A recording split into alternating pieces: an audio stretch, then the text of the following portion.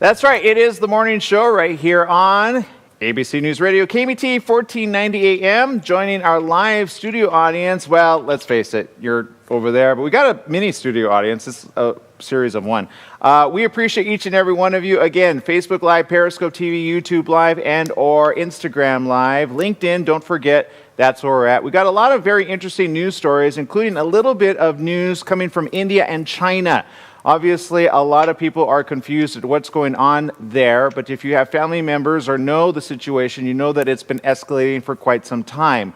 Unfortunately, there have been some developments which have actually taken it to the next level. We'll talk about that around the corner when we're joined by our ABC News Radio audience. First of all, we've got Mr. Jesse Sanchez. Hello, Jesse. Good morning. How are you? Doing good. Lots of news, by the way. I understand some good news for some people out there. I understand a little bit of a Kardashian move, like literally out.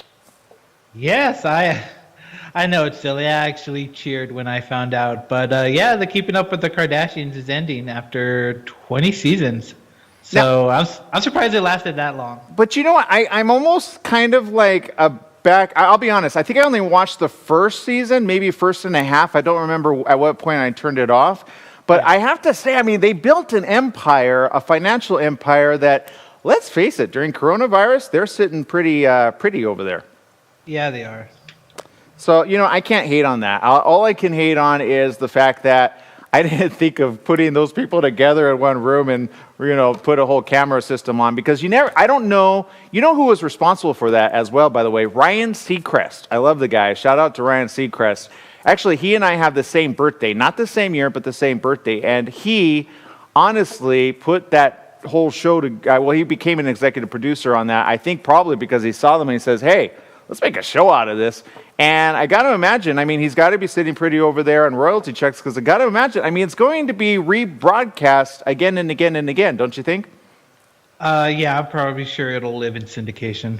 Yeah, so there's that. But there's also this. Coming up around the corner, we've got all the way from National Geographic's very own Izzy Newton and the Smart Squad Absolute Hero. Yeah, we're going to have Valerie Tripp joining us just around the corner, so that's coming up soon. But first, we have to take a quick break. When we come back, we'll be joined by our radio audience just around the corner in just a few. Just stay tuned right after these messages. We'll be right back.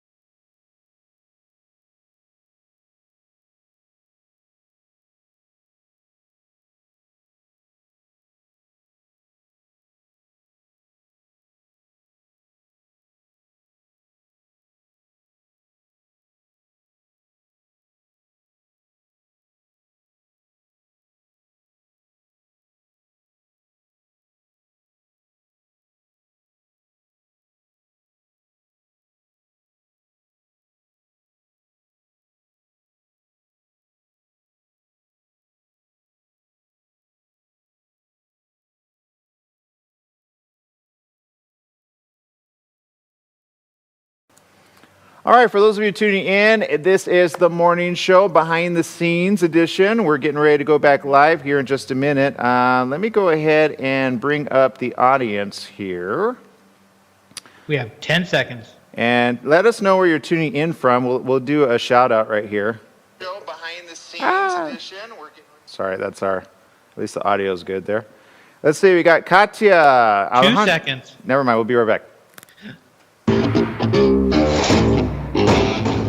That's right. It's the morning show right here on ABC News Radio, KMET, 1490 AM. Joining our live audience right over there in social media land, kicking it up quite a bit, sharing, retweeting, and or periscoping, however you watch us, whether it be on YouTube, LinkedIn, Facebook, Periscope, Twitter, Instagram Live. We appreciate each and every way that you tune in. Also Spotify. We've also got the Apple Podcast situation set up. We also have, let's see, what else is there? Stitcher's there as well. So go look it up. Aaron Michael Sanchez, The Morning Show. We got Mr. Jesse Sanchez over there. Good morning, Jesse. Good morning. So I understand top of the news actually is a little bit of interesting entertainment gone awry. It's called Keeping Up with the Kardashians. What's the latest over there, Jesse? Yeah, I actually jumped for joy. So apparently after 20 seasons, they are ending it. So good thing, bad thing, all depends on who likes to watch it. That's a pretty good run though, right? I mean, you gotta look. Whether you love them or hate them, you've got to say 20 years is a long time to be like that. Is how long did the Brady Bunch last? Not that long. No, I don't know. Yeah, or Happy Days, right? Or Happy Day, remember? Yeah. So look, that's the new. I don't know who's going to replace them. I really don't. I would imagine it's going to be somebody out there. But they really did revolutionize. I will give credit where credit is due. Back to the executive producer, Ryan Seacrest, who I think he probably discovered them on his radio show or something, I don't know. And then he says, you know what, let's make this into a TV show, or he probably put two people together and they gave them all credit. But if you look at the main ones, I don't know about the latest episodes, I just know at the very beginning, you'll always see Ryan Seacrest, his name there. I love Ryan Seacrest, I really do. The guy is a workhorse. Seriously, the guy doesn't stop, and he wakes up super early. I'm now starting to feel the pinch, literally waking up at 3:30 a.m. just to get here early in the morning. But you know why I do it? Because I think it's important to share some news. Speaking of news, Jesse, I shared something to my timeline. You saw it. A lot of people haven't seen it, and for those of you that follow me quite regularly, I think you saw the headline about India and China going to the next step. What were your first thoughts, Jesse? Yeah, that is actually the last thing we need. And I'm actually quite surprised. I heard nothing about this on the regular news stations at all. Everything is just Black Lives Matter, writing, and the presidential stuff. Yeah, and for those of you tuning in, look, I regularly have been bringing awareness to India and China's relationships because what happens there impacts us here for certainty. For example, and I had this conversation with quite a few people, each and every person I have ever spoken to, when I mention this news, I say, do you know of this news? And they say, what are you talking about? And I say, well, do you think the U.S. will be impacted? And they say, U.S. doesn't want to get involved. However, if you look at the latest headlines, you will see, unfortunately, if you just do the research, the U.S. has already made, let's just put it, some promises to India that if they do, in fact, go to war with China, they will back up India. However, on the opposite end, you have some other countries saying they will back up China. So the question is, which countries will back up India? Which countries will back up China if and when they go to a full, all-out attack? Now, the reason I'm saying that is the news that was as of recent, I posted on my social media platform. You can go ahead and do the research, and shots have been fired for the very first time across the borders in over 45 years. For those that don't know the history, including myself, of India and China, 45 years ago there was a massive war.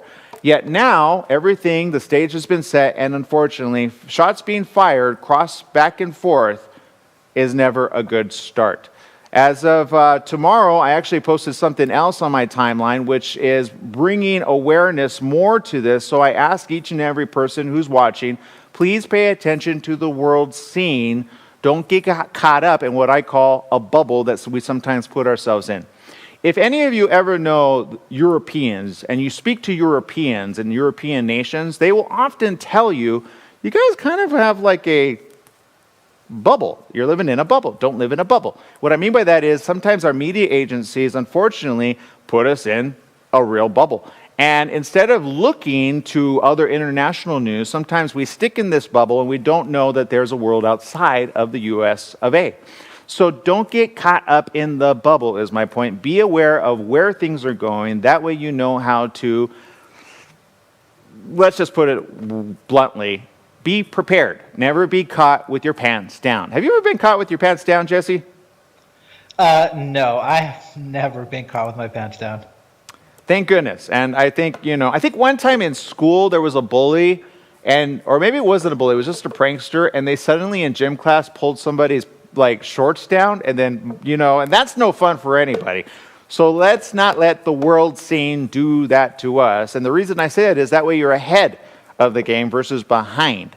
It's interesting. I told people here on my social media platform before the toilet paper and the water situation became crazy, I did say you might want to go get that stuff beforehand. I said it 3 weeks before it actually became a thing. And the reason I said that was it's something that human responses are actually, human behavior is just something we got to look at. Going back to history, okay? And here's why I say this, and this is very important for people to understand. I am in no way wanting to spread fear, anger, or hate. In fact, I would hope that we'd learn from our past mistakes. For example, when Pearl Harbor happened, when Japan attacked the U.S., in essence, Hawaii at the time, what happened here on the home front, especially to those that were here legally, meaning the Japanese American people? Unfortunately, a lot of people, some don't know their history, but if you look it up, a lot of Japanese Americans actually lost their rights, and many got put into camps. Some lost their businesses, some lost their housing, some lost everything. Now, eventually, they were able to go back to the way it was once, of course, peace was declared. But do we need another Hiroshima in order to declare peace? I certainly hope not. But here's my reason and thought pattern to want to share this. Jesse, just out of curiosity, whenever we have a world war, what usually happens to those that are really caught in the middle? For example, do you think the Chinese Americans here are necessarily very loyal to China no matter what? Good question. I highly doubt it, but I don't know. But you never know, right? You never know. And that's unfortunately the problem which happens usually in most situations. So typically government says, hey, we're going to do something about this. They step in, and you just never know. You don't know who's for, you don't know who's against, you just don't know, right? So my point is this. The reason I say this will impact us here at the home front is if this happens as I think it may, I pray every day that it doesn't. But if in fact it does, what does that mean for our own? I have a lot of friends that are Chinese Americans, period, end of story. Many. I grew up with many. I still have them on my Facebook feed. And I wonder what that means for the rest of humanity. And what I mean by that is this.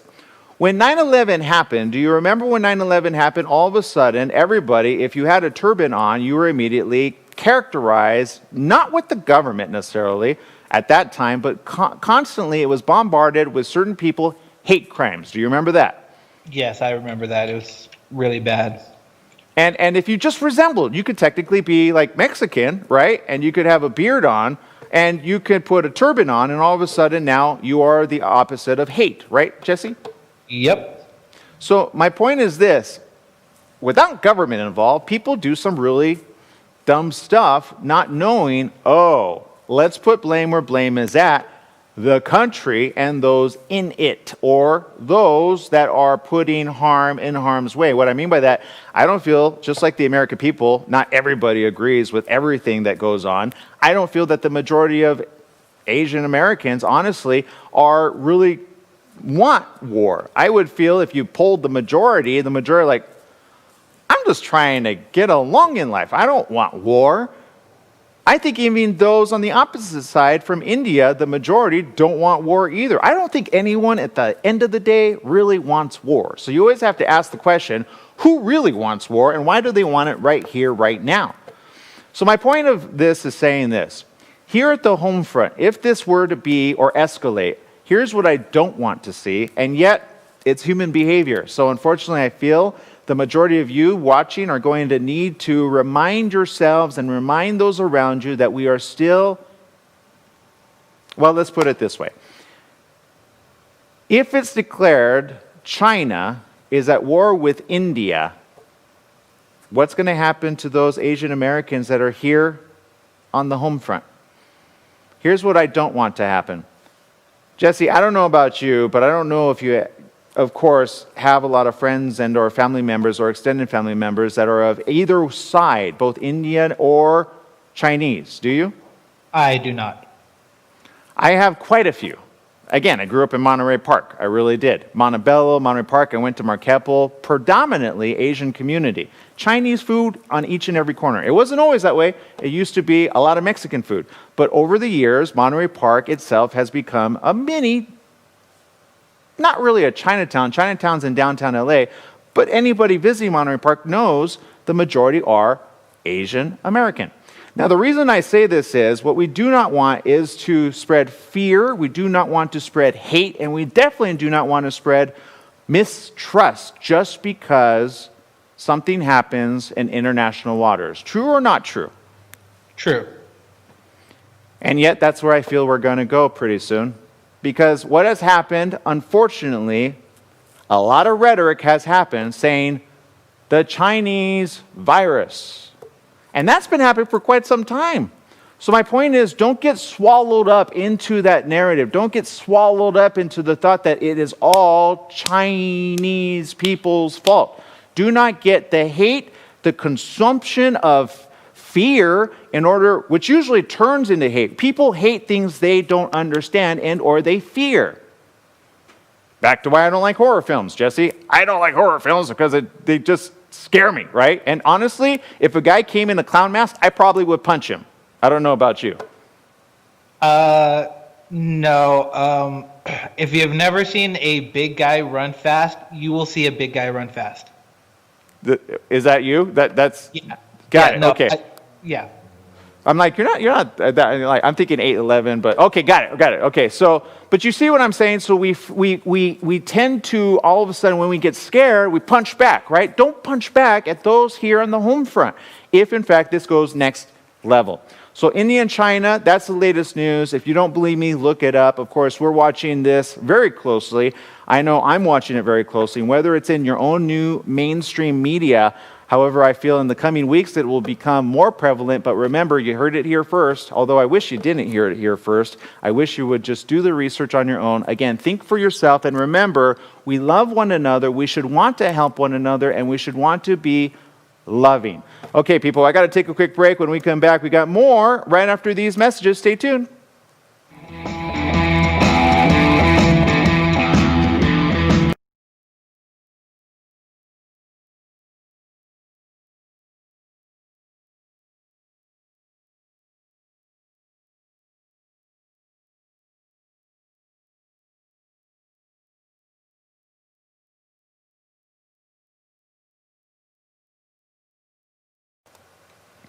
All right, for those of you tuning in, we appreciate you. Thank you for tuning in to the morning show. We got some shout outs here coming up. Algenia says, I'm caught between the two churches. I grew up as a young adult around Indian, Chinese, Latino, African, Korean families.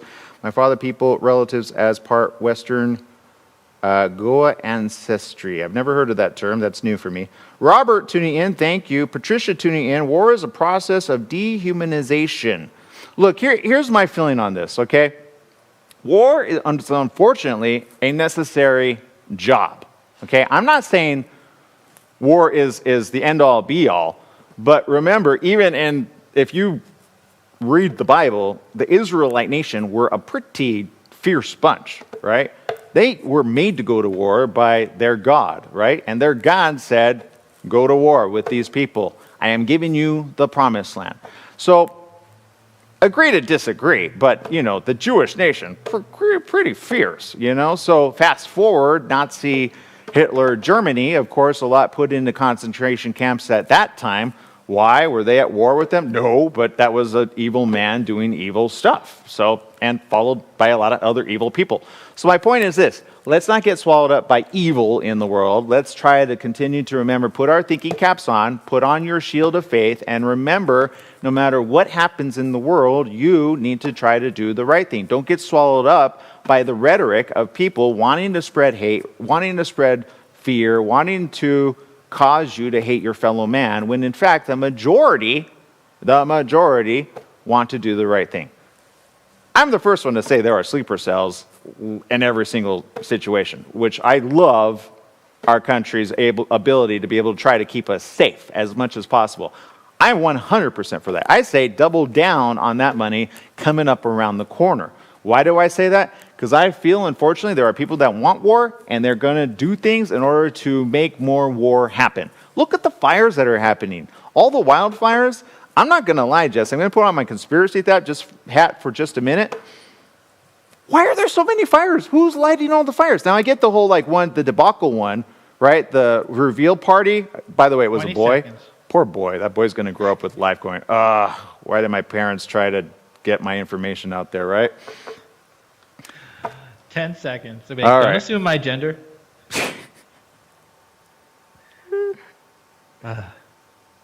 Couldn't even buy a piñata. 2 All right, seconds. people, let us know where you're tuning in from. I'll give you a shout out right here, right now. Welcome back. Yes, it is the morning show here on ABC News Radio, KMT, 1490 AM. Joining our live audience there, Facebook, Periscope, YouTube, LinkedIn, Instagram Live. We appreciate each and every one of you. Go check out my Instagram. Lately, it kind of blew up on one of the interviews that I did. Again, it is called The Shift Series. It talks about mental health wellness. And let's face it, the moment you hear mental, you automatically think something bad. What I mean by that is well-being. Okay, let's focus on the well-being of our mind. And let's face it, a lot of us are feeling a lot of anxiety, depression, some fearful, some hateful, some not knowing what to do, cramped, not knowing the way to move around, quite literally, and some just losing all hope and or faith. So here's what I am here to do, to try to inspire in each and every one of you at least a little hope, okay? Now, whenever I share something with the thought of that be aware, don't be unaware of what is coming down the line, down the turnpike, so to speak. Not sure, Jesse, have you ever driven in the mountains? No, I have not. So you've never driven like around a corner and wonder all of a sudden a car coming at you on the opposite side, meaning your side, and all of a sudden you're like, oh no, what do I do, right? No, I have never had that happen. I am so glad. I did twice on the freeway, kid you not. And thank goodness it wasn't up in the mountains, because I really wouldn't know what to do. But my point is this: would you drive at night on a windy road with your lights off? Just out of curiosity. Yeah, if I was suicidal, but no smart person would ever do that. So, okay, next question. Why do you think people feel like they want to do that in life? I have no idea. Not a clue? Not a clue. Do you feel that is what they're doing? Could be. All right, that's an honest answer. My point in saying this is I feel sometimes we've turned off our head beams. You may have your lights on, right? You're aware, but sometimes you need to see further down the road, right? Back to a turn, right? A sudden turn, you do so cautiously. I've seen people Mulholland Drive. If you guys haven't made a really cool... Mulholland Road is a really cool road, by the way, in Hollywood, which you have a beautiful overview of the city. If you haven't seen La La Land, right? La La Land was a perfect example. That's on Mulholland Road. However, there are a lot of accidents on this road. Why? People take the turns, and I remember driving down this road quite regularly back in the day, And I remember people just taking these turns like Fast Furiously and just like, hey, I'm in Fast and Furious. I could drive really cool like the Fast and Furious. Nothing's going to happen to me.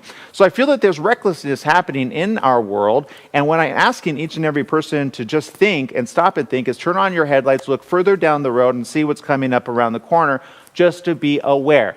Hopefully there is nobody coming on your side of the road. Hopefully there's not a rock slide suddenly going to happen, right? Rock slides happen. You could have, back to earthquakes, right? Earthquakes, we live in a country where we have earthquakes. Earthquakes are happening all over the world in different places and different times and seasons, meaning, you never know when an earthquake's going to pop up.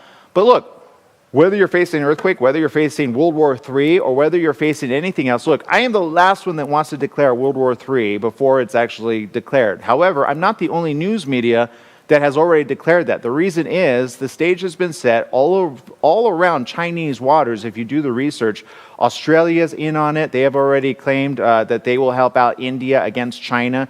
There's other ones helping out China against India, and everybody's putting their people in the waters, okay? So I know recently it was declared peace in one country. Recently it was declared that troops are being pulled out of another country. But my question is, where are we going next with war? So let's not put caution to the wind. Let's do the right thing. And look, my opinions are those of my own, not those of the station, ABC News Radio, KMET, 1490 AM. However, if you look at the world scene and you look at the news, and you know what? I'll share the news a little bit later if you stay with us, but I want to lighten up the mood in just a bit because we actually have a really fun guest, and it's coming up right around the corner. Let me show you guys. For those of you tuning in, National Geographic's Izzy Newton and the Smart Squad, absolute hero. Valerie Tripp is going to be joining us just around the corner. So let's go ahead and make it a little bit more enlightening, a little lighten up the mood. Let's do that just a bit. We'll be right back right after these messages with more, including shout-outs, I promise. Okay, you know what? Let me give the shout-outs really quick. Nadine, Alhur, thank you for tuning in. Vicky, Hidalgo, thank you for tuning in. Algenia, thank you. Lucy Sanchez, thank you. Carlos De Miguel Stuff, that's a cool last name, Mr. Stuff. You got the stuff. Jesse Jacobson, poor Carlos, he's going to never watch the show again. Sorry, Carlos. Jesse Jacobson tuning in. Brandon Alvarez tuning in. Trinita Dorsey says, Aaron, you said it right. Put on your shield of faith. Amen to that. Graham Fergie tuning in. Francisca Castillo, Kenny Pote Jr., Robert Vermente, and many, many more. I like this comment here. Patricia Sommer says, war is a process of dehumanization. And you know who the people are that suffer the most? The innocent bystanders on both sides of the coin. The soldiers that put themselves in harm's way. The people that go to war on the front lines, they are the ones to suffer more often than the commander-in-chief. True or not true? You know, back in the day, kings would go into war with their troops. Why? Back to King David. You know, King David not only slayed Goliath, hit him in the forehead, killed the Philistine, but he would often go into war with his trusted men. This is why they gave him so much respect. But he was guided by God, literally. Don't believe me, look it up. He heard God. But he knew what to do because he would listen to God. Is anybody listening to God now? No, people are throwing caution in the wind and doing what they want because they want to. All right, people, we've got to take a quick break. We'll be right back right after these messages. Stay tuned.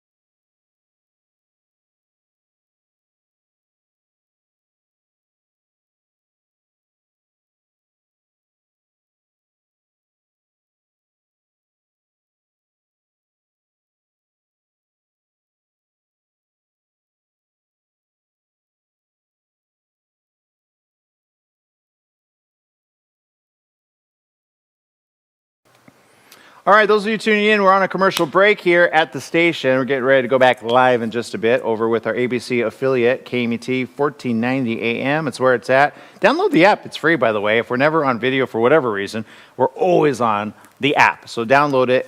Make sure it's part of your regularly kept apps. I don't know how many apps I have on my iPhone, but I'm ready to delete a bunch of them, seriously. But don't delete that one, okay? Because you never know when news is going to hit. To which I say, if you don't have a radio, it's good to invest in a little mini radio. They got really cool ones. I think for $50 as little as. They crank up in the event of a disaster and or like a problem or if like, I mean, look at a solar flare. If you have a sun flare and all of the electronics go out, at least you have radio's always dependable. Whenever you look at like Terminator or any of these like, you know, apocalypse type moment. 2 seconds. The radio's always the one on, right? So make sure to get yourself a backup radio for you and or your family. That's always a good thing to have. And they have some cool stuff now. They charge up your phone. They have so many cool stuff. And it's a crank, so you can charge up your phone regardless. You just have to crank it a lot, right? Take turns cranking. 2 seconds. We're going live. Okay, thanks.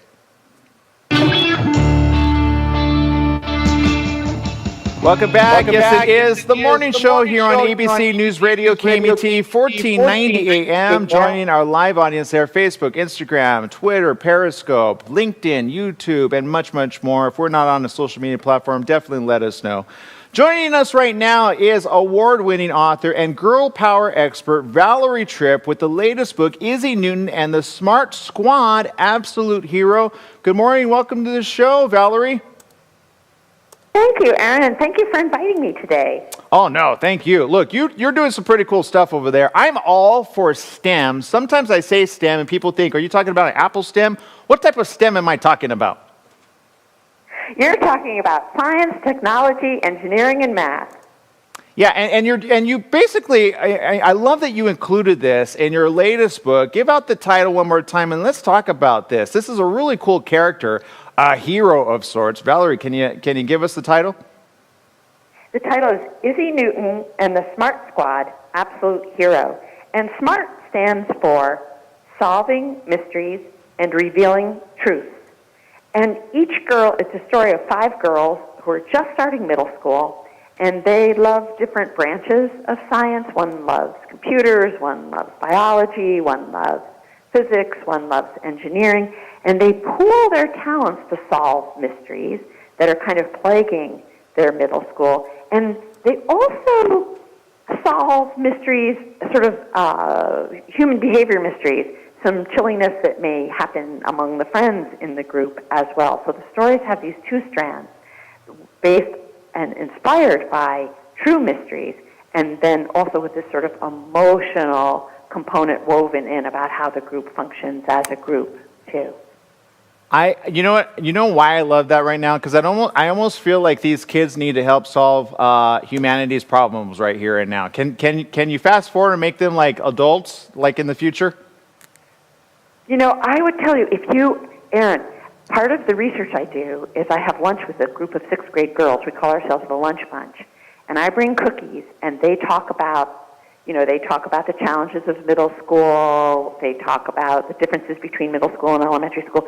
It will give you so much hope for the future because they're so articulate, and they have this ability to kind of like step back and reflect, on their experiences. And they're proud of the new challenges that they're facing, and they're proud of the new independence that they are given, and they're proud of their new responsibility. It really cheers you up to spend time with these young girls because they're so mindful and thoughtful. It's a really wonderful way to do research, and they lend the story such authenticity. You can't just sprinkle authenticity on top later on. It has to be part of the story from its original inception. And these young girls have lent these stories such basis in realism. I'm so grateful to them. Well, and Valerie, I think you see what I've been seeing in this younger generation. You almost see a spark in their eye.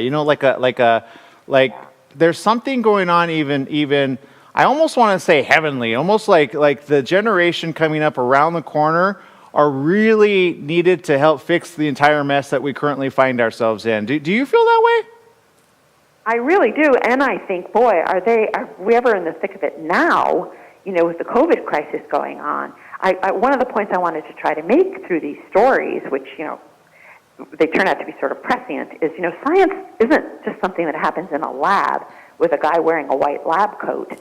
We're all participants in science every single day. And I think this younger generation knows that it's their responsibility to be careful about how they treat the environment. I think that they are way more tuned into issues of health and responsibility in terms of, mutual support, emotionally and physically. So yes, one of the things I wanted to really kind of celebrate was this attitude toward the environment and the universe that I have seen in these young kids, in this age group, sort of 8 to 12 years old.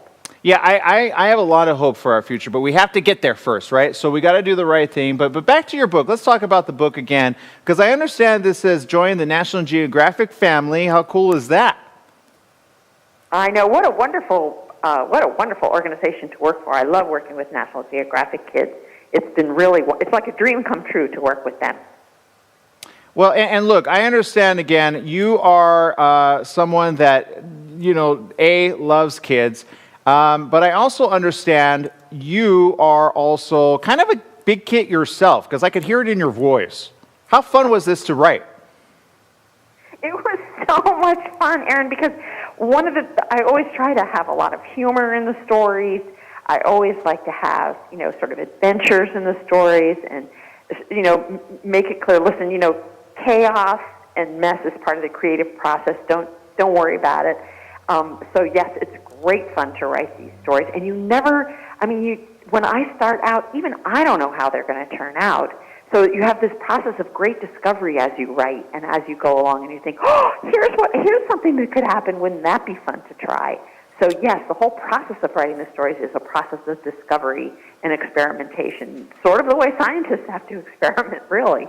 Well, I'm not going to lie here. I love your artist renderings of these kids. I want to see this as a animated feature film. Can we make that happen? Or at least a daily cartoon. That would be a great idea.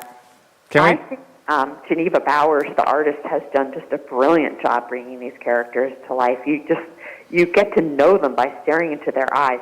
I don't know how artists do that. It's just remarkable to me. But I love the art Geneva has created for the stories. Yeah. Yeah, I think we need to make that happen, Valerie. Okay, Valerie, I know we're almost out of time. I know you're doing a big national tour on this. Let me ask you, where can people get this great book? At the local bookstore. You can get it at your local bookstore, or you can get it at an online bookstore, and you can get it at Barnes & Noble, and you can find out more about it at nationalgeographic.com. Fantastic. Hey, Valerie, look, I appreciate all that you're doing. Keep up the great work. I can't wait to see volume 25 of this great series, because I think you got a lot of room to grow there. Oh, you're wonderful. You're wonderful. I hope that happens too. Thank you so much, Aaron. No, thank you, Valerie. We appreciate you. All right, Valerie Tripp, everybody. Again, go check it out. That's the book. It is Izzy Newton and the Smart Squad, Absolute Hero. Go check it out. And you know what? That's what we all need, right? We need a little bit of fun in our lives, especially during some of that chaos that's been happening in our lives. So let's do that. Let's focus on some good, especially for the youth of our generation. I'm not lying right here, right now. I know many kids in the same age group that she's talking about that are very bright and very forward thinking. And what I mean by that is almost like they were put on this planet to just fix all the stuff we've been mucking up for quite some time. All right, people, I'm going to take a quick break. We'll be right back right after these messages. Stay tuned.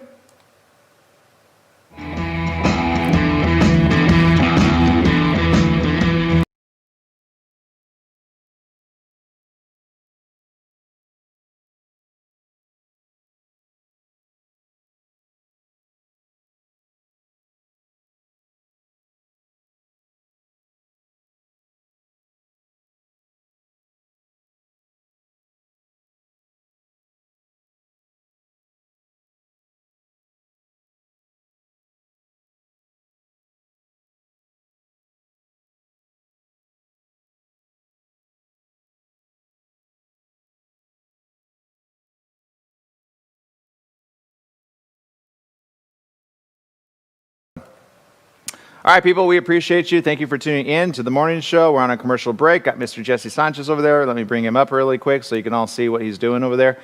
And Jesse, got a question for you. What's going on in the world of fun for you as of late? Let's see, the world of fun. Let's see, I got news that they're making a sequel to Borat, which is interesting, if you've seen the first one. All right. I haven't actually. Can you give our listeners, let's get a poll really quick. Who has seen Borat in social media and or have not seen it? Yes. Who has seen Borat? That is, he's a reporter from Kazakhstan, and he comes to America to report. And it's kind of hard to describe. You would have to see a trailer. But if you know who Sacha Baron Cohen is, yeah, you'll know. Yeah, well, Kazakhstan, I have friends from Kazakhstan, and I have one filmmaker, man, she's amazing. She does action films like on a tight budget, and you would never know it, by the way. And she's actually, trying to think of her ethnicity. I want to say that's hard, because sometimes you don't, because I don't, I'm just going to use the very blanket term Asian. But she knows Russian, right, from Kazakhstan, right, which is technically, I think it's closer to Ukrainian, I believe. Correct me if I'm wrong. But it was weird to see who I thought was like completely Asian to have like a Russian accent. I was like, oh, that's kind of cool. So, but just because somebody is one ethnicity does not mean they don't speak multiple languages. Never assume. Never. Thank you. Never. I like that. Never assume. All right. Let's see. Social media. Maria's tuning in. I have. LOL. I'm not sure what we're talking about there. She's seen it. Maria has seen it. Or Maria. I think it's Maria. Sorry. Yankopoulos, which I think that is. Isn't that like Greek? I think Yankopoulos. 10 Emily. seconds. Oh. Okay. That was so quick, Jesse. It was. And I'm not going to get into the pronunciation of last names because I'm so horrible at it. 2 seconds.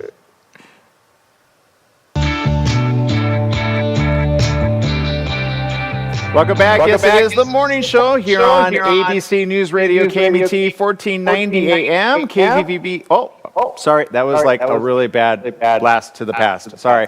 Social media, Facebook, Instagram, LinkedIn, and a bunch of other social media platforms. I apologize. I don't know why I went back to that. Of course, got kicked out, but that's another story for another time. Look, but here's the reality of what's happening right here in our world. So I told you that I would go ahead and share the story. And here it is, okay? I posted this on my social media feed on just 2 of my profiles. I got multiple profiles, just so that you know. And some evidently are impersonating me.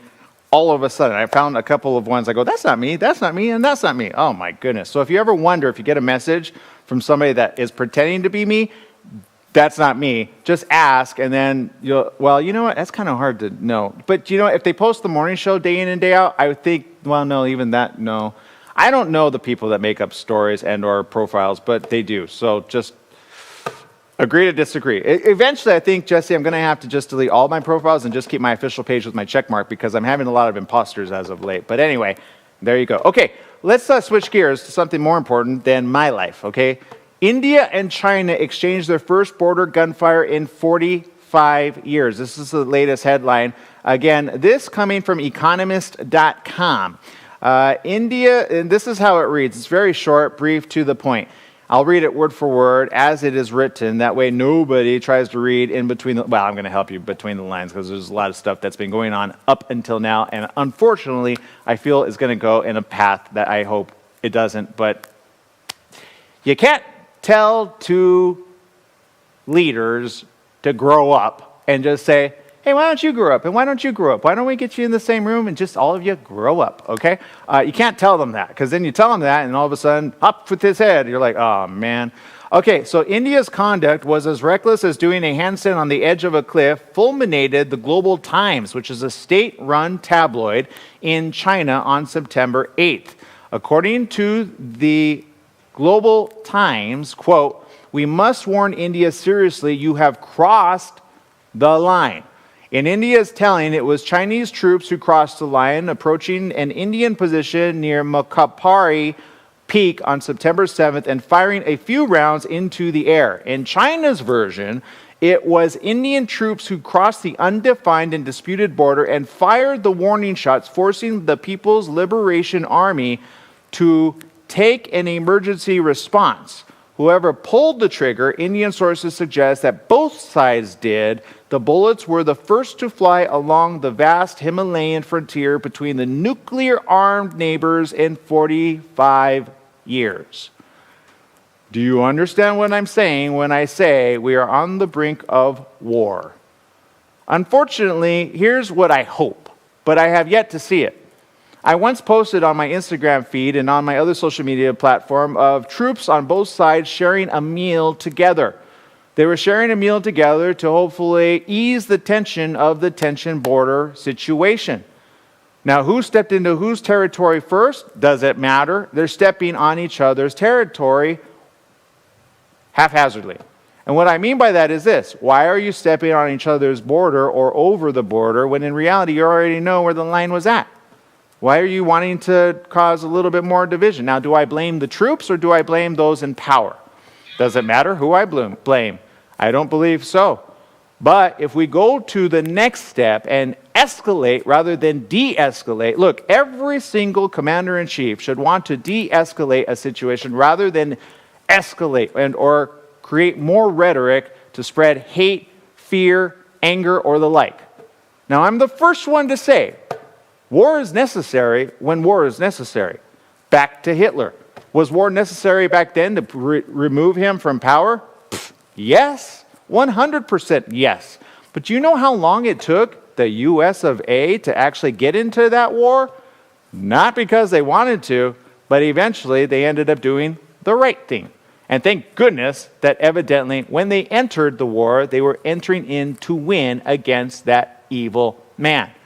But my question really is posed to the nations of the world. Are the nations of the world really going to back up both of these countries, wanting to take over a little bit here, a little bit there, and why? Is it to overcome a regime? Is it to overpower another one?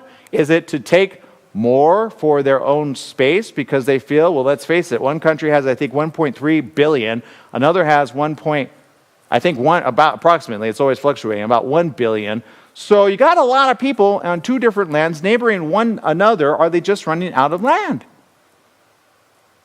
Here on the home front, we have nowhere near that much. Recently, it was mentioned in a White House briefing that we have conservatively about 378 million people here on the home front in the United States of America. Nowhere are we near. I mean, we're a third of where they're already at. Now, if we were cramped and beyond movement, I could not really understand that, because even with the amount that we have, you know how much land is still out there? I roll through it and I go, there's so much land out here. Granted, nobody wants to be in a suburb, right? They want to be in a metropolitan area, right? However, if you look at the East Coast, New York, all of a sudden people are starting to leave. They had a huge record numbers of people moving out of New York City and into the suburbs. Don't believe me? Look it up. Very interesting news. But here's my point in sharing this with each and every one of you. Let's not be so naive. Let's be alert. Let's be awake. Let's be strong of mind to know that whatever is coming, we are willing and prepared to do what? Not get caught up with the hate. Whenever there's a war, there's always a losing side. Or, well, the way I like to think of it as, sometimes there's no winning side. Sometimes the casualties of war are the people. Fathers, mothers, children, innocent people. But here's the thing. That's been happening since the beginning of time. True or not true? True. There's nothing new. And sometimes people get callous. Let's face it, India and China, war is inevitable in any country, right? True. There has been wars and wars and reports of wars in every single portion of the land. There is civil war. Sometimes I see people on their social media feed going, I hope there's a civil war here. To which I say, do you really? I get for the right reason, I get it. Back to slavery. Remember that civil war that happened here at the United States of America. We all know who won that war, right? And thank goodness slavery was abolished, right? Here on the home front. Has it been abolished around in other countries? No. So do I say that maybe that type of war is necessary for a good cause, a just cause, or righteous cause?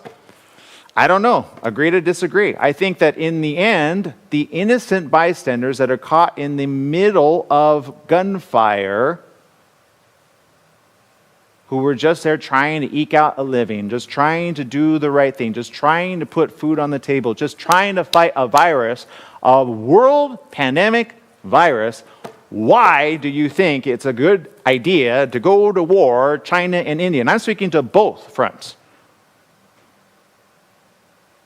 You know what? I shouldn't be speaking to the fronts. I think the fronts take orders based from the very top. So let's talk to the rulers of those nations. And look, agree to disagree. You may not want to go toe-to-toe with them, but I have no problem going toe-to-toe with either of them. Bring them into the same room right here, right now.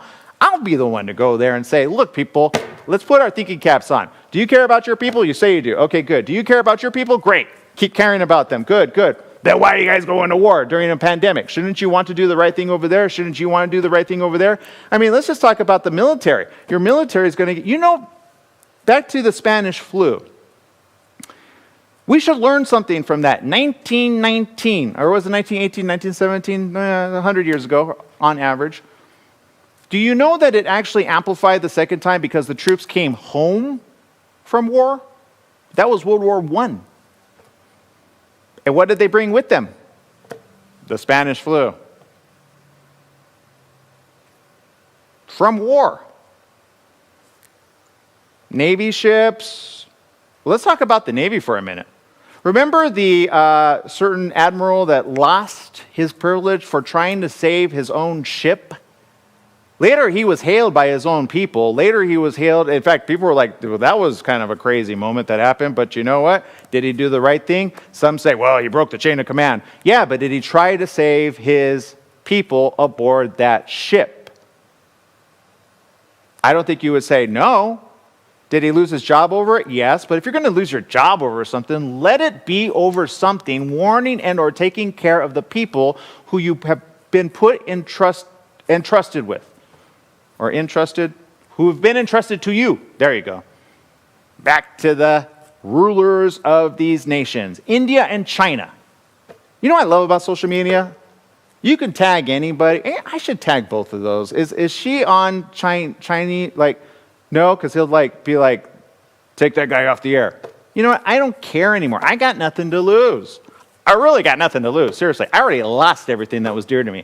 100%. Put me on the front line, put me in prison, put me in handcuffs, put me wherever for speaking up and saying this.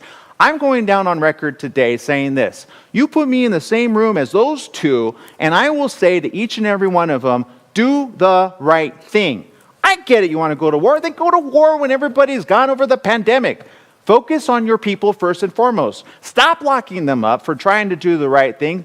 Back to China. You know what I'm very unhappy with China with? China has closed down certain Buddhist temples, other religious places of faith, and tried to make Xi as a god among them. Don't believe me? Look it up. Am I upset with that? Am I furious? Am I mad? Am I angry? Absolutely.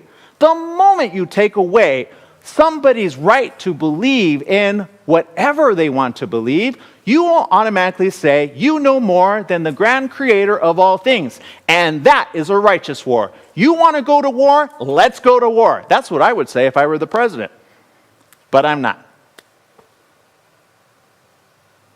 Now, does that mean I would blame the Chinese people? No way. The Chinese people are not the ones that make the decisions, although they sometimes feed into the rhetoric. Sometimes they feed into, back to that news article that I mentioned, it quoted a state-run controlled news media outlet. We all know China rules the media. 100%. Russia rules the media. The moment you speak out, done. That's why I love the United States of America. I can speak freely, I can say these things, and you know what? Thank goodness we don't have a dictatorship here, right? You don't want a dictatorship-run, ruled country. Not in times of war or leading up to war, because then the truth gets smashed, which is why I love media. But media needs to start covering reality. Yes, we are in a coronavirus pandemic, but we're also on the brink of war, people. Please don't throw caution to the wind. Please do the right thing and remember your fellow man. Have love for your fellow man. Be loving, be forgiving, and just try to do the right thing. If you could remember this, and I'll leave you with this. No matter what happens in life, no matter what happens around the corner, remember this, you are never alone. After all, you have the morning show with me and Jesse Sanchez. All right, people, that's my time. I'm out of here. Make it a great day, whatever you do. We'll be back tomorrow right here on the morning show. We'll see you, everyone. Make it a great day.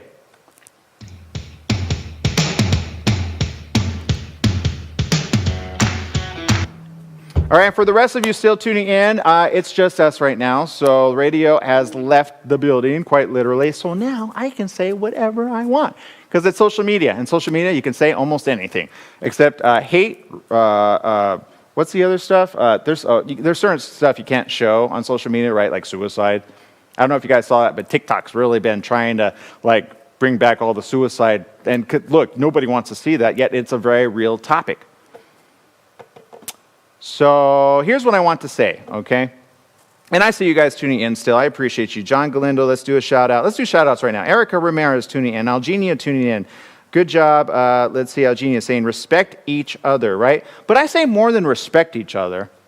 Love one another. You know, some of us have forgotten that very simple term, love your enemy. And yet many of you, I would imagine if I had a poll of hands, how many of you are Christian? And I say that loosely, Christian, because there's all different types of sectors of Christianity, right? There's all many different types of sectors. Right? Wrong? Maybe so? True.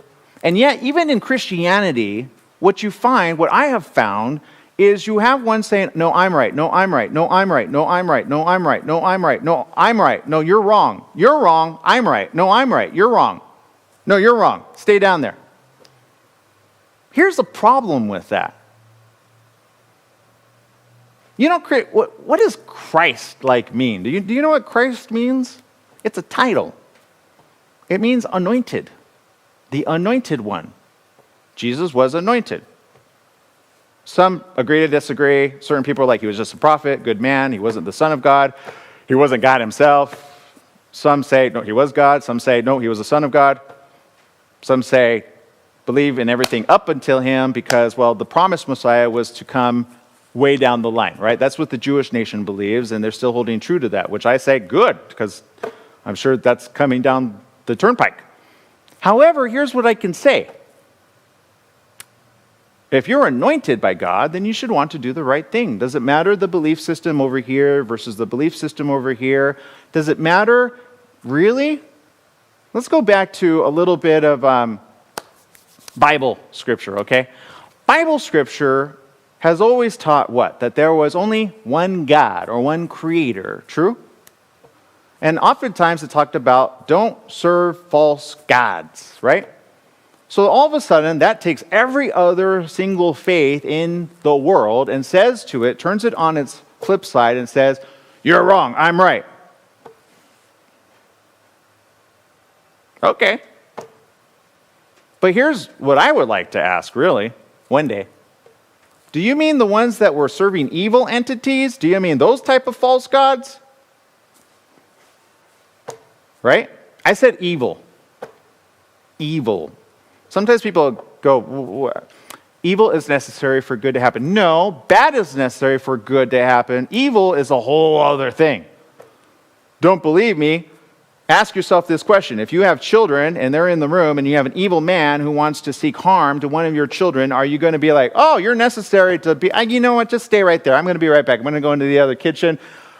I don't trust you, so you better stay right there. But my kids are here. Kids, stay away from the evil man. Okay, good. And then they go make the dinner and or the lunch, go to the restroom, and get a call. Oh, I got to go. Hey, evil man, can you take care of my kids? Thank you so very much. I'll be right back. 5 minutes. It'll be 5 minutes. Don't do anything. I got a camera. Shoot, I told you could disconnect it. You know what? I trust you. I think you're good. That would be the dumbest thing in the world, right? You would say, no, I wouldn't be that dumb.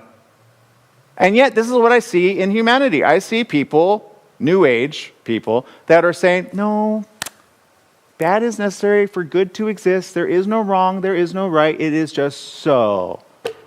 Fine, put your kid into the room with an evil man, and then let's see how long that lasts. You know what? Forget that. Take the evil man or woman out of the room and put in a venomous snake. I'm a snake charmer. No, you're not. You could still get bit and all of a sudden, die. There are snakes called people in the world. Don't believe me? Hitler, Charles Manson, and a million others, unfortunately, that surround us and are in the world. Period, end of story. True, true, and true. So here's my point in sharing this, people. Focus on this. Whatever your faith, whatever your belief, even those that are Christian have forgotten this very simple law that he actually set up. He said, the law of the prophets hinges on two things. True or true? Or did he say something else? Agree to disagree. At the end of the day, he said, love your Creator and love your fellow man. These are the two greatest commandments of all. Upon this, the whole law almost hangs itself, as though that's the beam that everything else goes on. And if that's the beam that everything else goes on, sure, there are other laws upon laws, steps and steps and steps and steps, and this step and that step and that step. Don't do this, don't do that. You'll fall out of favor with God. You'll fall out of favor with God. You'll fall out of favor with God. Whatever the fall out of favor with God is, remember this. The whole law hangs on love. For who? Your Creator, a higher power than yourself, and for your fellow man. Have love amongst yourselves, is what he said. Have love not just amongst yourselves. Later he said, love those persecuting you. Love your enemy. To which I ask each and every one of you, who is your enemy in your life? Some feel it is a dictator. Some feel it is another Hitler of the world. Some feel it is their own fellow man who they can't stand the sight of. That's a person, maybe a family member, that they go, not this person again. I'm going to walk over here. I don't want to talk to them because they did me so wrong. Well, then in essence, that's your enemy right there. But in times of war, times of a pandemic, times of suffering, are you going to come to your aid of your fellow man regardless of their belief system? You know what I've been seeing as of late? Hate, hate, hate, hate, hate. Left, right. Left, right. I'm on the right side, you're on the wrong side. You're on the wrong side because I'm on the right side. That's just called Democratic Republican Party. True or not true? True. So let's try to at least make sense of it all. Let's try to remember this. At the end of the day, whatever your beliefs, whatever your political affiliations, whatever your own thought processes are, let's remember this. If you love your fellow people that live here on this earth, I'm not talking about the evildoer. I'm not talking about that guy that wants to harm your kids and or do some really harmful stuff, like blow up a building in the name of God. How many of those do we know? Is that a loving God? No. That's called an evil one that they're serving. I would say that. Let's not serve an evil God, because that is not right. To which some say, well, hold up. The majority are actually, which I agree, the majority that believe in Islam are actually very peace-loving people. Why do we put them all in harm's way when in reality it's a select few? I know they massed a massive army, and I get that. 9/11 happened. I totally get that. So you have ones subverting the message of peace, love, harmony, and kindness, goodness, faith, mildness, self-control, or whatever you believe. However, when this happens, you must see it for what it is. That is a false god. Evil, really, more like it. Let's not worship that. Let's not put faith in that. Let's not put faith in rhetoric that exhibits that. The opposite of loving your own, whatever they are. Some people say, I only love my family. To which I say, sometimes it's your family that are causing you more harm. True or not true? Agree to disagree? There are some in families which cause more pain, more harm, more suffering, more unkindness to the rest of the family, and yet everybody puts up with it because they're family. Don't be that person. Other people will suffer in shame just because they are married to somebody who causes them harm and or their own family members. Don't believe me, domestic abuse is on the rise. Child endangerment is on the rise. Child trafficking on the rise. Somebody said recently, how come that wasn't front news? Why is that, all the kids saved as of late? I said, well, we shared that on our show. We talk about that stuff on our show. I don't know about other media outlets, but we talk about all that stuff on our show because that's what's important. Cause awareness to those that are suffering. Cause awareness to those that cannot protect themselves. Back to war. War is a very necessary thing. If you don't believe me, look it up in the Bible. The Christians all know this foremost. The Israelite nation, which were a Jewish nation, approved by God, they often were a very war nation. Don't believe me? Look at David, King David. King David started off very humble. By the end of the time, they called him a great warrior. Why? He had a strategic mind. But where did he get his mind from? From God. So if he got a strategic mind from God, he obviously knew how to win every single battle, which made him a fierce warrior eventually. But he didn't start off that way. He started off a shepherd. He started off singing hymns, psalms, proverbs, partly by Solomon, other by David, King David. And he wrote a lot.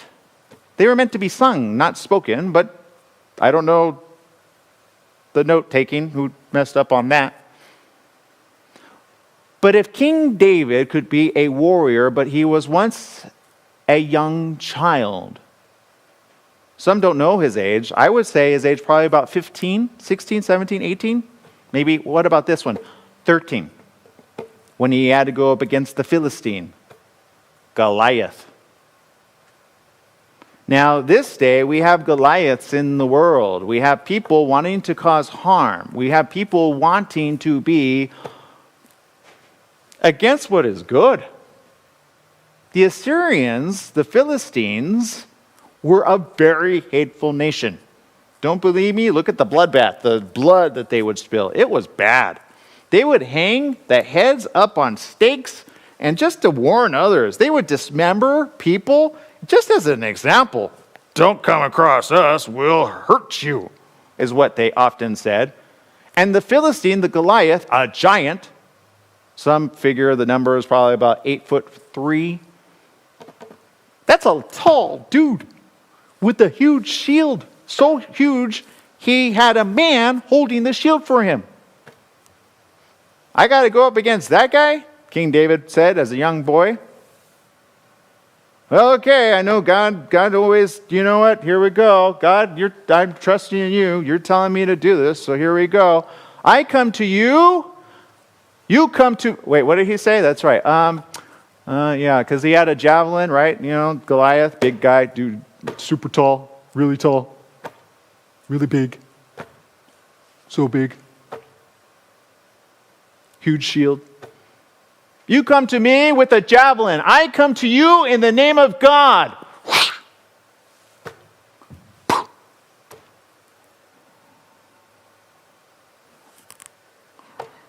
So fierce, so pinpointed, right below the helmet, right here,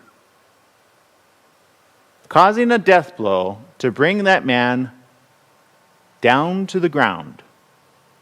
And what did King David do? Well, he wasn't king at the time. He was a shepherd boy. So much so that the ruling king at the time was Saul. And Saul was an anointed one, but he had lost favor from God. That's what the scriptures write. Just because you were approved doesn't mean you'll always be approved, is what God always says. Just because you were blessed doesn't mean you'll always be blessed. You got to be humble at the end of the day. Feed my people. Take care of my flock. These are the scriptures that often permeate Christianity, and yet I see exactly the opposite. But back to Goliath and David. Because David wasn't a king then, but he was anointed to be king eventually. Was David afraid? Was David wondering, how is he going to bring this very large man down?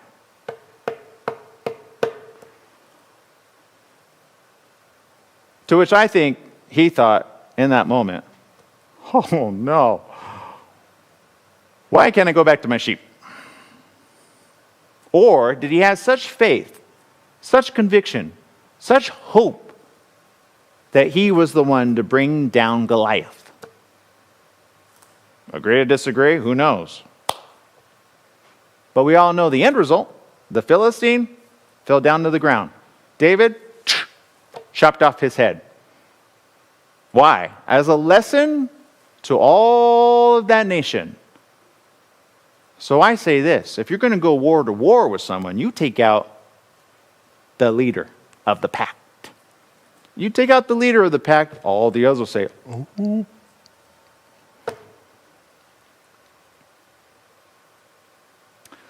We live in different times. We live in a different world. This is true. We do not fight with spears. We do not fight with javelins. We do not fight with rocks. We do not fight with pitchforks. We do not fight with whatever you could get your hands on. We fight with military options, nuclear war. Have we learned nothing from Hiroshima? True, it stopped a world war from going on any further. But you talk about two countries that both have nuclear arsenal at their disposal within feet from each other. I certainly would hope they would use that never. I would hope they would say, you know what? Let's agree to disagree. Let's get along. After all, we want peace and security on this earth. Do we? Do we not? Do we? I would hope so. The fact that we can destroy ourselves with just one button, and what I mean by that is, I know it's not just one button, there's a series of things that have to happen, but the moment somebody throws one, everybody has a nuclear bomb now. Don't believe me? Look it up. There are even nuclear bombs just rolling around around the world that, of course, thank goodness, the U.S., CIA, NSA, and the like, probably governments we don't even know, are constantly working behind the scenes to keep these in the people's hands of those that are responsible. But the moment you put it in somebody's hands that are irresponsible, you got to take the person out. True or not true? I say true. Take them out. We may not have giants anymore, thank God, not that tall, which was like that fierce. I mean, imagine how ripped that Goliath was, right? He could like hold that spear and throw it, whoo, right, and land on the person. Well, actually, that was Saul. But Saul didn't go toe-to-toe with Goliath. Saul was a very skilled king at the time. He was said to have had such an aim that was so sharp, he would never miss his target. And yet he missed David when he threw it at David. And when did that happen? After David brought down Goliath. Why? Because the people of the nation were saying, he is a great warrior. Oh my goodness. But they were not saying anything about Saul, who said, I'm the one that put the call out to go get that guy to help because, I was listening and, I was, you know what? Now, did he get drunk and then do that? Probably, most likely so. Yeah, people do dumb stuff when they get drunk. So maybe he got drunk at the table. And then he heard some more, oh man, David's so awesome. Can you believe he took out that guy? That was amazing. I can't believe I saw that. Right, I should have taken a picture. Oh my goodness. Oh, they didn't have pictures of that, right? I'm the king, he most likely said. Went to his javelin, saw David and his son Jonathan powing a wow way over at the end of the table. My son is mingling with the enemy, probably he thought in his mind. He immediately took the javelin and hurled it at David. And what did David do? Dodged it just in time. And then had to run for his life. Run into the wilderness is where he went. Jonathan said, he seeks to murder you. My own father seeks to murder you. Run. And what did David do? I'm a mighty man. Shoot, I took out Goliath. I'll take this man out too. No.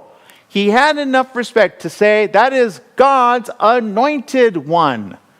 Who am I to want to take him out? So he went into the wilderness with several military men who followed him, or a whole army. He went and lived in caves, people. He would eventually become a king, but he went to live in caves. Can you imagine that?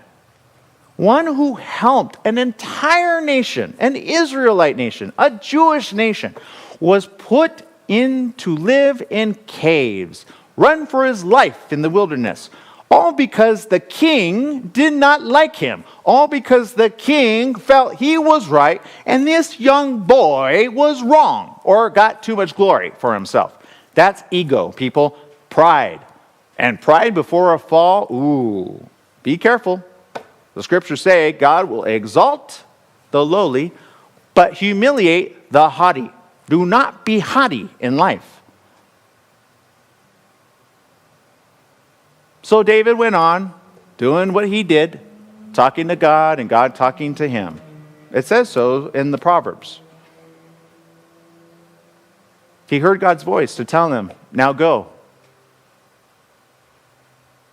The time has come for me to deliver you. King Saul was about to die. King David was about to take ownership of that kingdom.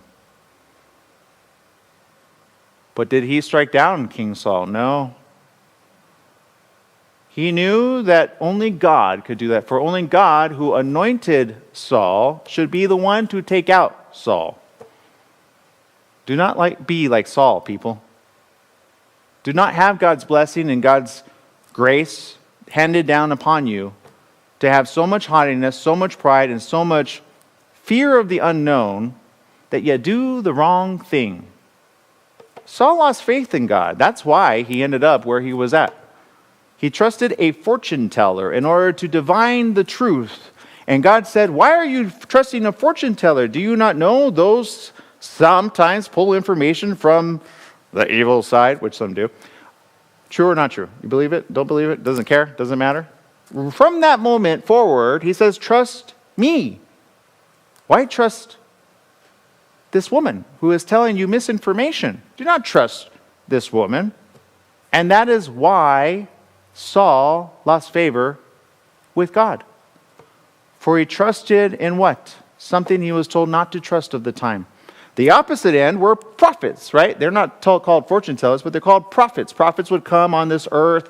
They would prophesy about things to come. And sometimes they would prophesy doom if people did not turn their lives around. And one particular person preached doom, and then suddenly the city was saved. And he says, I can't go back to that place to tell them they were saved. I'm going to be the laughing stock. I said a bunch of bad was going to happen. How can you make me go back? Remember that person? Jonah. Ran the other way. Got dumped overboard into the sea. Fish swallowed him up, brought him back, said, I guess I'm going to deliver the message. Okay. God's prophets of the age of old were told what to do, when to do, and how to do it, no matter what. Whether they liked it, whether they disliked it, no matter what. Period, end of story. True, true, and true. But back to Saul. Saul had the gift of foresight. Saul used to be a humble man. What did he allow for himself to become haughty and or think he was the main man in charge? Pride, ego, lack of humility. These are the traits of a bad king. These are the traits of a bad ruler. These are the traits of someone who does not care about the people, only cares about their own right to rule, no matter the consequences. Agree to disagree? It's a wise tale, some say. Yeah, that didn't really happen, some say. These are historical figures in not just the Bible. They were real people. Maybe some of the names have been changed to protect the innocent. No. Back to King David. King David did so much bad in the end, people forget all the good he did. Bathsheba, remember that? Bathsheba and King David. Bathsheba and King David. Boy, oh boy, those two, Whew. Heated affair, right? And King David, although doing so much good for so much time for God, bringing down Goliath, ended up becoming a little bit haughty in his own head. Saying, you know what? She's looking pretty fine. I'm sorry, what? She's married? Oh. Got it. Oh, she's married. She's so beautiful, though. I mean, I see her bathing there, and I'm just like, wow. You know what? Okay, you're good. You're all right, good. I don't believe it was one time. I believe it was multiple times. His overlook saw her bathing, what, in the shower of that day? Or, they didn't have showers, right? Buckets, and then, getting a little bucket, and then they just, So he obviously had an eagle-eye view, like, oh, there she is. Maybe he went every single night. Oh, it's around that time. Oh, my God, look at her. I know I'm married, but, it's like, did you see her? Like a goddess, like an Angelina Jolie. Oh, my God. I think she was as beautiful as that. I don't know. I could be wrong. But you know what? Just bring her up here. We'll just have a friendly conversation. Don't worry. Just bring her up here. She's what? The wife of Uriah. Oh, Uriah is one of my trusted soldiers. Well, you know what? He'll understand. She's doing a good work. Have her come see the king. Okay, just tell her that. Give her some little information. Hey, she's pretty fine. Okay, so there you go. Boom. She goes up, right? Meets him. And what does he do? Exert his power and authority so much so that she says, okay. Or does he woo her? I don't think there was time to woo. I'm the king. You're that woman. And I don't know because I wasn't there. However, we all know the end result, right? She ended up getting pregnant. He wanted to hide. Oh, shoot. But you know what? We're going to go to war, people. We go to war, and then, I'm going to put him on the front line. You guys need it. But Uriah, being a very loyal soldier, knew you did not have relations, even though this is your wife, you do not have relations before going into battle. Spartans, very smart. They go boom, lockdown, right? Lockdown. I need all my energy to fight because you don't have guns. You don't have bombs. You don't have missiles. You had to do hand-to-hand combat, and you had to do typically with a heavy sword and or a javelin and or a spear or a shield or whatever you fought with of the day. You had to be in peak physical condition to be able to go to war. Uriah the Hittite, it says. The Uriah the Hittite was put where? On the front line. King David, although a humble boy, did something treacherous in God's eyes. For he became the very thing he ran from. In essence, he put another man's life in danger, not throwing a javelin, using his power in such a way that he could put this man on the front line. To bring what? Just to hide the fact that it wasn't Uriah's fault. Was it his wife's fault? Agree or disagree? I don't know. Whenever you meet a king, what are you supposed to do? I'm married. I get that, but I'm the king. But I'm married. And I'm the king. I have concubines, so no one needs to know. But I'm married. I'm married too. We're both married. Come on. You're hot. I'm hot. King David was a very beautiful man. It says so. It says his son, which ended up coming down the line and causing a lot of problems for that family, Absalom. Remember that name? Absalom was a beautiful man. His hair was so beautiful. People were talks about it in the scriptures. He was a beautiful man. Where did he get that DNA? Probably from the both of them, right? True? Not true? I don't know. But long story short, I call her Angelina Jolie. Okay, people are like, oh, well, then I get that. I could understand that, right? He, being almighty, king, warrior, her husband's boss at the end of the day, maybe she thought it was a once and done thing. Maybe it was a one and done thing. Maybe he was like, okay, we're good. Go on, go back. Maybe it wasn't the first time he had ever done that, but it was the first time he had done so much bad that he tried to cover it up, so much so that a prophet later named Nathan had to come to him and give him an example and say, what would you do in this example? He gave him a choice. And in that choice, he basically was helping him say, David, that was you. You took a woman who was not of yours and you caused problems. You put to death a man.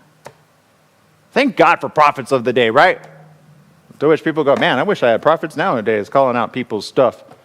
That'd be great. But here's what I'm going to say here, and I'm going to end with this because I kind of got on this little soapbox, and hopefully you appreciate the soapbox. Probably it doesn't apply to you. Maybe it does apply to you. Maybe it applies in your life sometime down the line. But here's what I say. Although you may start off humble, do not become haughty. Although you may be loving, do not become hateful. These two are in opposition to one another. They never go in the same line. Not really. If you're all loving, you're never hateful. If you're all hateful, you're rarely loving. Do you understand that?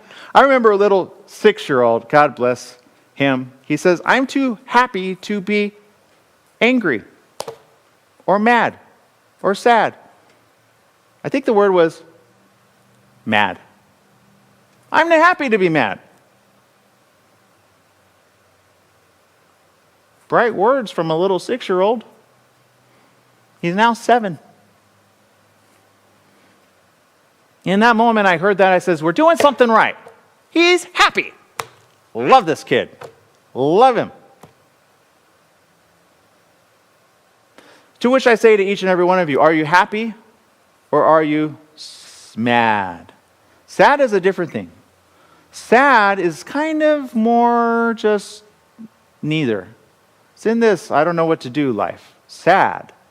I don't know what to do throughout reality. I don't know what to do if there's a war. I don't know what to do with coronavirus. I just don't know what to do.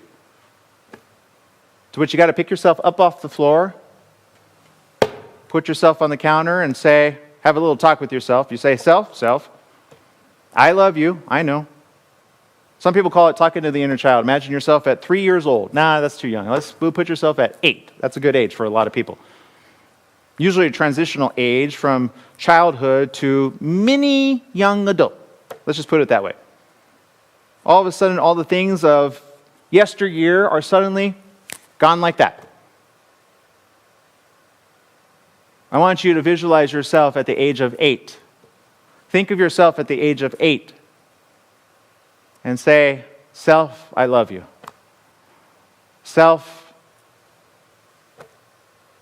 I'm sorry for all the things I put upon you. Life's miseries, life's woes, life's decisions. I'm sorry, self. And then you say, self, let's work on this. Let's repair all the damage that's been done to this body. Let's help one another. Let's fine-tune one another. Let's get to be more stronger in our own life. Because whatever is coming, I think we have the answers already in us. Earlier on the show, I talked about the younger generation, which are really gifted. Like, seriously, I met some of these kids. They are just highly intelligent. They pull things from places I'm like, how'd you know that? That's crazy. It's like you're closer to God when you were born. That's so crazy. Don't lose that, okay?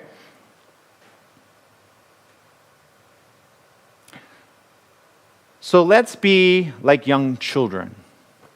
Let's put it this way.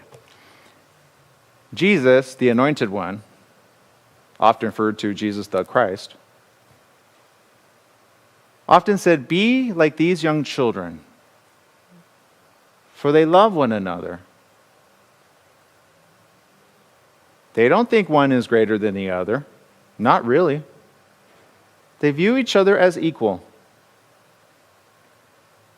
Unless their parents instill upon them hate, fear, and or racial pride. Well, he didn't say that. But I think that's what he would have meant if he lived in this day. Maybe they were all Israelite children, so he didn't have to say that. I don't know. Israelites, Gentiles, other different, what I call tribes of the people. You know, there were a total of 12 talked about that were all different, scattered abroad, but they were all the tribes, the Levites. Well, there was a bunch. I don't want to go through the list. But long story short, so the children, be like these children. For God will exalt the humble, but will do what? To the haughty. You know, Saul was not the only king that got humiliated. There were other kings that got humiliated. Humbled, more like it. No, someone got humiliated. Because now we all know the end result of them. Back to King David. King David is the one that people like to bring up to say, well, he was forgiven in the end, and this is true. But he had to undergo a lot of pain in his life, a lot of strife, a lot of misery. God said, I cannot shield you from your decision. Your decision was to do bad. It's going to be made known across the whole nation. You're going to be basically the laughingstock of the entire nation. And eventually your kingdom will, what? Your right to rule will end? Well, not yet. But there is a new king coming. And he will surpass you. But he will cause a lot of problems in your household. Back to Bathsheba. Here's what I think about Bathsheba. I honestly think Bathsheba tried to do the right thing. And do you know why I say that? If you look at the lineage, the anointed one, Jesus, came through the lineage of Bathsheba. True. What? No. They just had an adulterous affair. How could that?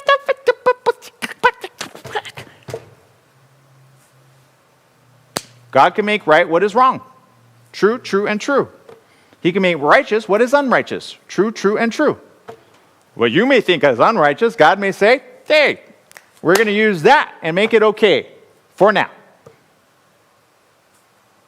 Agree to disagree? Does it matter? No.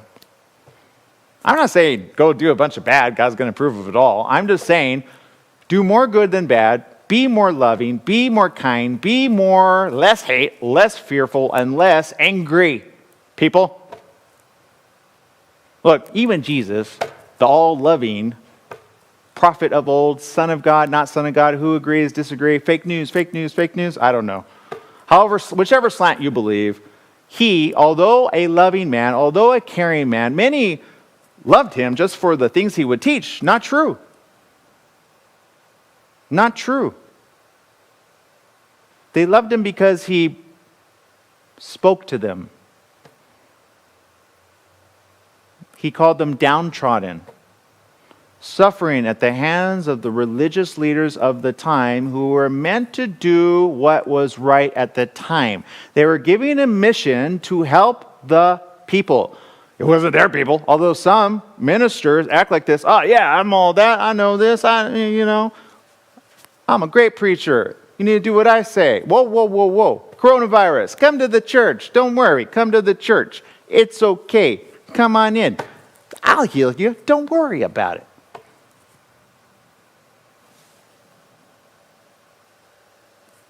I can imagine God going, wait, your people, my people, your people, my people. Did I give you gifts of healing, gifts of prophesying, and gifts of all these things? Oh, you have these. Well, you know what? Done. Now you got none of that. Oh, you got coronavirus and you died. Now the preacher who's been teaching and preaching, oh, wait, where am I? Oh, man, what happened? You did a lot of harm. You did more good than bad, but at the very end, when it really resulted to it, you did a lot of harm to my people. These are not your people. No one's your people.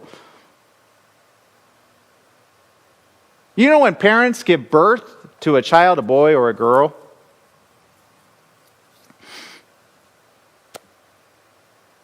Parents should remember it's a gift from God. True or untrue? True. That kid, that child, will grow up to be a man and or a woman. Eventually. And eventually, when they grow up to be a man or woman, they have to make the choices for themselves. To go on living, to do the right thing, to do the wrong thing, or to do whatever they want. This is humanity. You are given this privilege to help them, rise them up, give them as much a firm, solid grounding that they could have, that they can eventually do the right thing in life. And if they can do the right thing in life, then maybe one day, they can become whatever that is. True or untrue?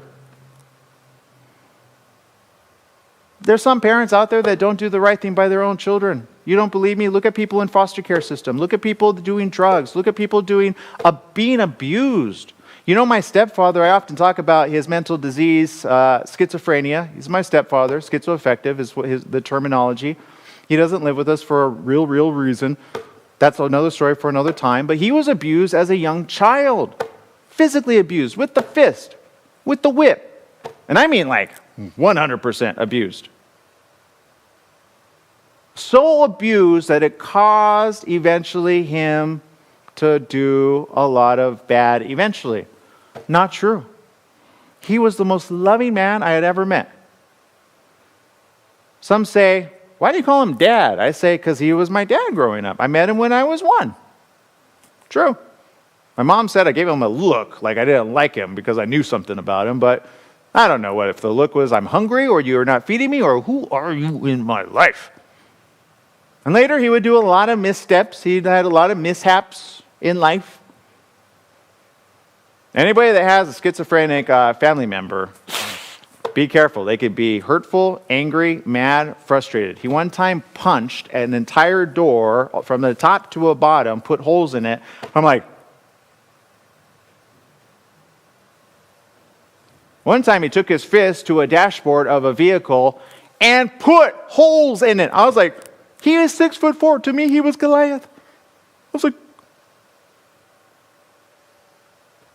but he never laid a hand like that on me. He may have taken it out on a door. He may have taken it out on a wall. He may have taken it out on the dashboard of a vehicle. Poor dashboard of a vehicle. Didn't even know that could happen. And his hand? Fine. He took his anger out on those things. I say, fine, you're going to take your anger out. Take it out on that, but not your family. You know, he never laid a fist into my mother. He never laid a fist into me. You know who did? My real father. My biological father. Did that to my mother, all because she wanted to serve God in a different way than him. True. Which is the better man? I would hope that he's changed his ways, and I would say he has become a better man. Unfortunately, the man who has schizophrenia, still a better man. Because he always tried to do the right thing, regardless of his own personal circumstances, regardless of his upbringing, regardless of everything. He always tried to do the right thing for the woman he loved, my mother, and for me, who is not his own flesh and blood. Later, they would share a daughter, that's my sister, Candy, who had special needs. He took care of her. He loved her as his own, as she rightly is. But he loved me just the same. Why am I sharing this, people? Because here's my point in sharing the story. Life may hand you a really bad mix of whatever you want to call it. Whatever that bag is, learn to love others that are not of your own family. And you will learn the reason we're all here. The reason we're all meant to stay here. The reason we're all to live our life to the very end of whatever that end is, whatever that last day is for any one of us. Let it be that we live it with our whole heart, our whole mind, and our whole being. That we do the right things as much as it can be dependent upon us. When somebody reaches out for help, a family member, it's easy to say, yes, I'll help you. Sometimes it's not. Coronavirus, pandemic, employment numbers down. I don't care what somebody's saying that they're all everything, like we created new jobs. Look at the people suffering right now. Not being able to pay their rent. Pushed down, downtrodden. And now you got countries like China who say, don't worship another God, worship me. I can save you, your God cannot. Did she say that? Xi, that's she. Ruler over China, currently. Whether he said it or not, agree to disagree. The moment you say that, I would not want to be you. Not want to be you. You will be humiliated one day. Woo, woo, woo.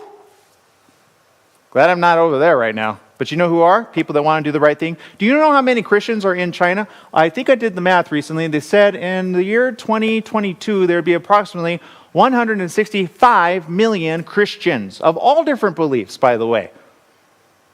Different divisions of Christianity, right? Some say non-denominational, some say very Catholic, some say non-Catholic, some say born again, some say, whatever you want to put it. Some say Jehovah's Witness, some say Mormon, some say Latter-day Saint, right?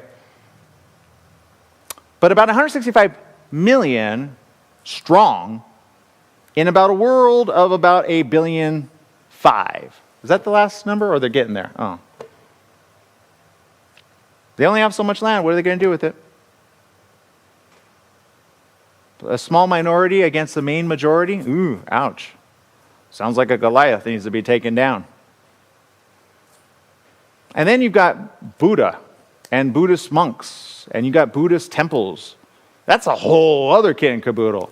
You get those being shut down as well. What?